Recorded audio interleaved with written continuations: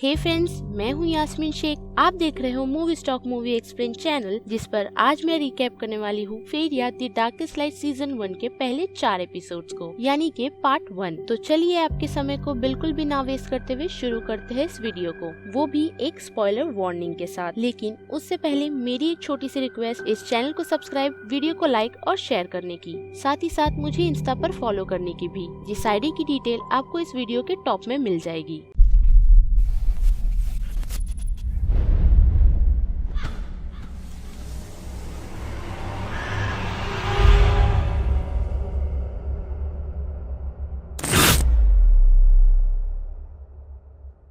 कहानी की शुरुआत हमें 1995 से दिखाई जाती है, वो भी फेरिया शहर में, जहाँ पर हमें एक फैमिली दिखती है जिनमें एलेना और पैब्लो होते हैं और उनकी 2 बेटियां सोफिया और ईवा। अगर सोफिया की बात करें तो सोफिया को लोगों से ज्यादा घुलना मिलना पसंद नहीं है और वही ईवा उससे काफी डिफरेंट है, जहाँ पर उसका एक बॉयफ्रेंड भी है जिसका नाम राहुल है और उसकी बेस्ट फ्रेंड मार्क। और फिर रात के वक्त हम देखते हैं कि एलेना और पैब्लो अपनी बेटियों को बॉनफायर की पार्टी के लिए भेज देते हैं, जहाँ पर सोफिया पहले नाटक करती है, लेकिन अपनी मॉम के कहने पर वो वहाँ चली जाती है और उन दोनों के जाने के बाद वहाँ पर उनसे कोई मिलने के लिए आता है। फिर पार्टी की तरफ आए तो वहाँ पर सोफिया अपने बेस्ट फ्रेंड चिस्को को लेकर के स्विम करने के लिए चली जाती है, वो भी एक लेक में। और हम देखते हैं कि उस लेक में सोफिया के पीछे एक सिम्बाइट जैसी कोई चीज आती है और यहाँ पर ये सीन कट हो जाता है। और फिर मॉर्निंग की तरफ आए तो वहाँ पर सोफिया अपनी बहन से पूछ रही होती है, तो वो उसे बताती है कि तुम लेक में बेहोश हो गई थी और तुम्हें वहाँ से चिस्को ने निकाला।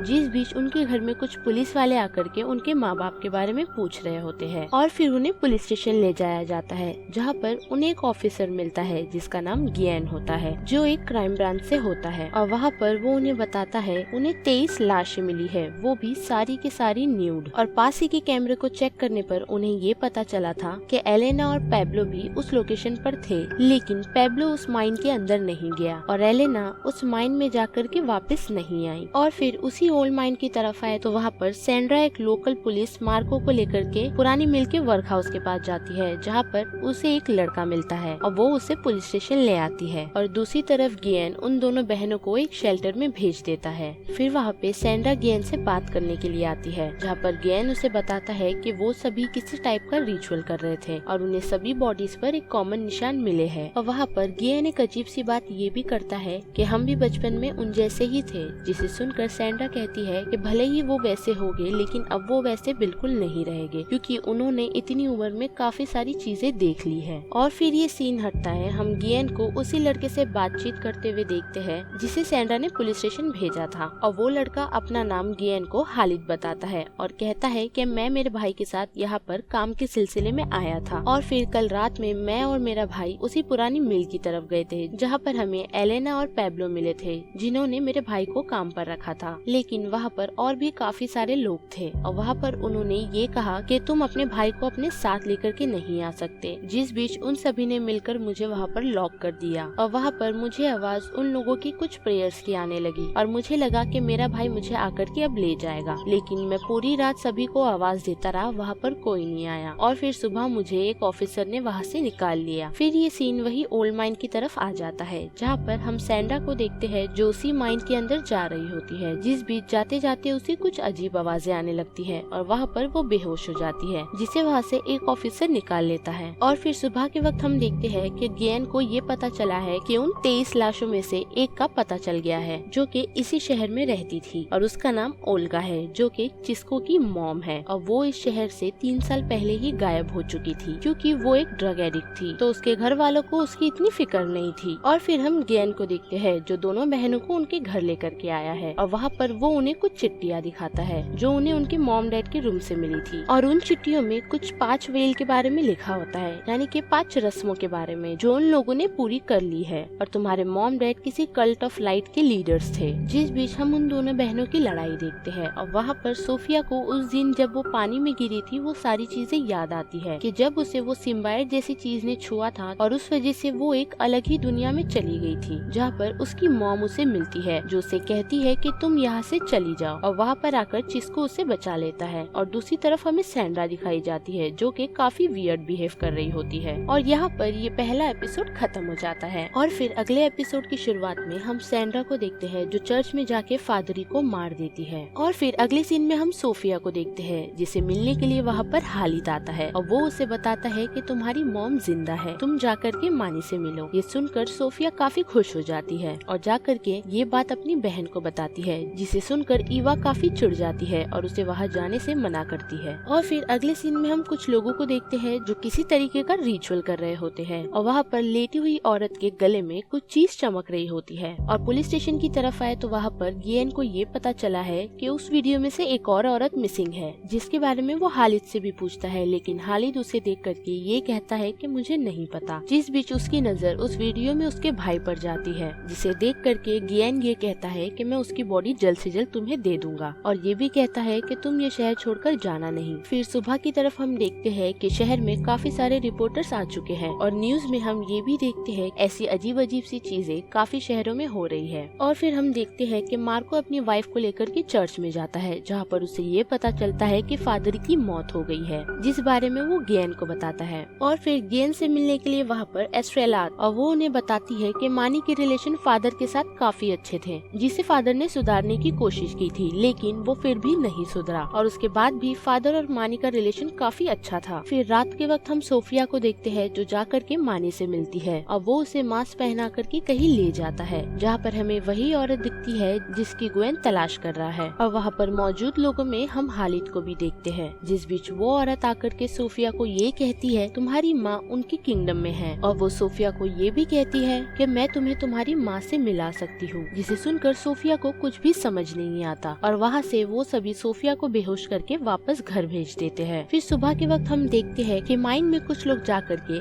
एलेना की तलाश करते हैं, लेकिन उन्हें वहाँ पर कपड़ों के अलावा कुछ भी नहीं मिलता। और फिर हम देखते हैं कि सोफिया अपने दोस्त चिस्को से बात करने के लिए जाती है, लेकिन वो उससे बात करने से मना कर देता है, जिस बीच वो वहाँ से नाराज होके उन्हीं लोगों के साथ वापस चली जाती है। और फिर हम इवा को देखते हैं जो कि असेंबली में आई हुई है और वहाँ पर मौजूद सभी लोग उसे मारने की कोशिश करते हैं, जिसे बचाकर वहाँ से पुलिस वाले ले जाते हैं। और दूसरी तरफ पुलिस स्टेशन में गियन को ये पता चलता है कि फादर को और किसी ने नहीं बल्कि सैंड्रा ने ही मारा है, जिसे वो गिरफ्तार कर लेता है। और फिर ये सीन हटता है, हमें दिखाया जाता है सोफिया का सीन, जहाँ पर वो सभी उसके साथ पहला रिचुअल परफॉर्म करते हैं, जिस बीच वो औरत उसके पेट में हाथ डाल के किसी को उसके पेट में आने के लिए इनवाइट कर रही होती है। और यहाँ पर ये दूसरा एपिसोड खत्म हो जाता है। और फिर तीसरे एपिसोड की शुरुआत हमें सोफिया के ड्रीम से दिखाई जाती है, जहाँ पर उसकी मॉम उसे कह रही होती है कि अपनी बहन से दूर रहो और 5 रिचुअल्स को पूरा करके तुम मेरे पास आ जाओ। फिर हम सैंड्रा और गियन को चर्च में देखते हैं, जहाँ पर गियन को अभी भी ट्रस्ट नहीं है कि सैंड्रा ने फादर को ऐसे ही मार दिया। और फिर हम जंगल की तरफ आते हैं तो वहाँ पर हमें पैब्लो दिखाया जाता है जो कि जिंदा है और वो किसी के साथ उसी जंगल में छुप के रह रहा है। और फिर बहनों की तरफ आए तो ईवा को ये भरोसा हो गया है कि उसके मॉम डैड की डेथ हो चुकी है,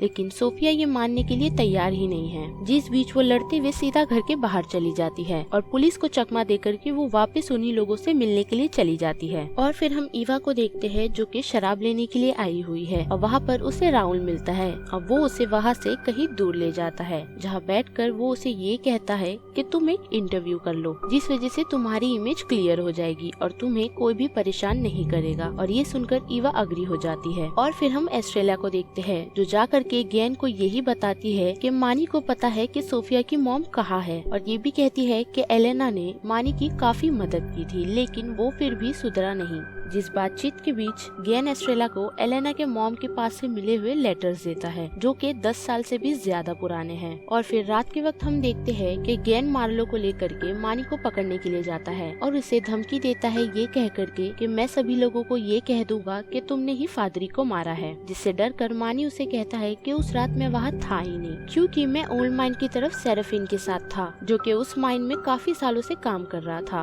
और सभी लोग कहते हैं कि उसकी दिमागी हालत ठीक नहीं नहीं है, तो मैं उसके साथ वहाँ पर ओरिकैल्कम निकालने के लिए गया हुआ था। फिर हम एस्ट्रेला को देखते हैं जो वही लेटर्स पढ़ रही होती है जिसे गियान ने दिया था। अब वो लेटर पढ़ते हुए वो एक बुक निकालती है जो बुक थियोडोरस के अंश के बारे में होती है, जो कि 150 से 180 ईडी में लिखी गई थी। जिस लेटर में ये लिखा होता है कि तुम्हें अपने भाई बहनों से नफरत करनी होगी। और फिर अगले सीन में हम वही औरत को देखते हैं जिसके मुंह से एक अजीब सा क्रिएचर बाहर आता है जो सिमिलर एक कैट जैसा दिखता है। अब वो यहाँ से सीधा ईवा के पास जाता है और दूसरी सुबह हम ईवा को काफी अजीब बिहेव करते हुए देखते हैं। जिस बीच इंटरव्यू देते हुए उसे ऐसा लगता है कि उसकी बॉडी में कुछ चल रहा है और उस वजह से वो बाथरूम में जाके खुद को जख्मी करना स्टार्ट कर देती है, जहाँ पर उसे रोकते हुए राहुल पहुँचता है और हम ऊपर की तरफ देखते हैं कि वही सिम्बायोट जैसी चीज उस रूम से बाहर जा रही है। फिर हम मार्को को देखते हैं जो इस शहर का लोकल पुलिस ऑफिसर है और वो जाकर के पैब्लो से मिलता है, जहाँ पर वो उसे कहता है कि 20 साल पहले जो हमने बंद किया था उसे मैं शुरू होने नहीं दूंगा। और फिर हम सोफिया और चिस्को को बातचीत करते हुए देखते हैं, जहाँ पर सोफिया चिस्को को उन्हीं लोगों से मिलाने के लिए ले जाती है। जहाँ पर जाने के बाद चिस्को काफी हैरान हो जाता है क्योंकि वो सभी वहाँ पर दूसरा रिचुअल कर रहे होते हैं, जहाँ पर वो सभी सोफिया के साथ इंटीमेट हो जाते हैं, जिसे देखकर चिस्को काफी चिढ़ जाता है। लेकिन वो सभी चिस्को को वहाँ से भेज देते हैं ये कहकर कि तुम अपना मुंह नहीं खोलोगे। और यहाँ पर ये तीसरा एपिसोड खत्म हो जाता है। और फिर चौथे एपिसोड की शुरुआत हमें एलेना और पैब्लो से दिखाई जाती है, जहाँ पर वो दोनों अपनी बेटियों को उसी सेलिब्रेशन में भेज रहे होते हैं, जहाँ पर हम देखते हैं कि एलेना को वो सभी लोग वो 5वां रिचुअल करने के लिए फोर्स कर रहे होते हैं। और फिर ये सीन आता है 1975 पर, जहाँ पर काफी लोग माइन को क्लोज करने से मना कर रहे हैं। और उस बीच हम पैब्लो को देखते हैं जो वहाँ पर उस माइन को ब्लास्ट करने के लिए आया हुआ है।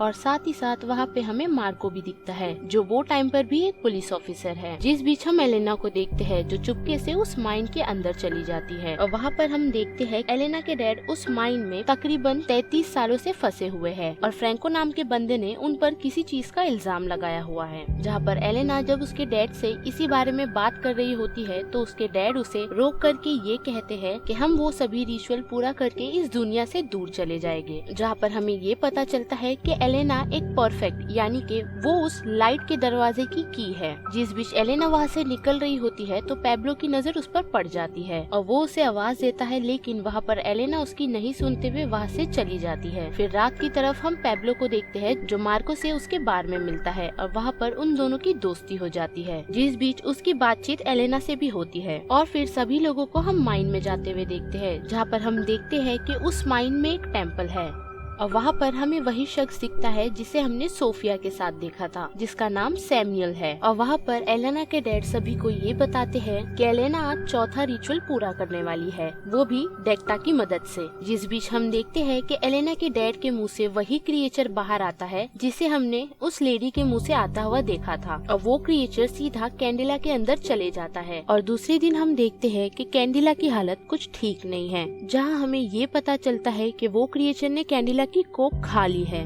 जिस वजह से वो कभी मां नहीं बन सकती। लेकिन वहाँ पर कैंडिला काफी खुश होती है, जिसे देख उसकी माँ काफी चिढ़ जाती है और वो अपने हस्बैंड को कहती है कि आज से ही हम ये रिचुअल करने नहीं जाएंगे। और दूसरी तरफ हम मार्को को देखते हैं जो अपनी वाइफ को बता रहा होता है कि मुझे सैमुअल ने उसी माइन के अंदर जाने के लिए इनवाइट किया है। और ये सुन के उसकी वाइफ का भाई उसे कहता है कि मैं तुम्हारे पीछे छुप कर आ जाऊंगा। और फिर अगले सीन में हम एलेना को देखते हैं जो कि खुदकुशी करने के लिए जा रही होती है, जिसे वहाँ पर रोकते हुए पहले सैमुअल पहुँचता है और वो उसे कहता है कि तुम्हें 5 रिचुअल पूरे करने होंगे, जिसे सुनकर एलेना उसे वहाँ से भगा देती है और कहती है कि मेरे डैड पागल है। और जैसे ही सैमुअल वहाँ से चले जाता है तो वहाँ पर पैब्लो की नजर पड़ जाती है और वो जाकर के एलेना को बचा लेता है और उसे अपने घर ले जाता है, जहाँ पर एलेना उसे कहती है कि सुबह होने तक तुम यहाँ से चले जाना, जिसे सुनकर पैब्लो हाँ कहता है। लेकिन रात के वक्त हम देखते हैं कि एलेना को लेने के लिए सैमुअल पहुँच चुका है और फिर हम सभी लोगों को उसी टेम्पल में देखते हैं, जिसका पीछा करते हुए पैब्लो भी पहुंच जाता है। जिस बीच उस टेम्पल में हम देखते हैं कि एलेना के डैड के मुंह से वो क्रिएचर निकलता है और जाकर के मार्को को पजेस करता है और वो भी उसके मुंह से कुछ सिम्बायोट जैसी चीजें निकाल के,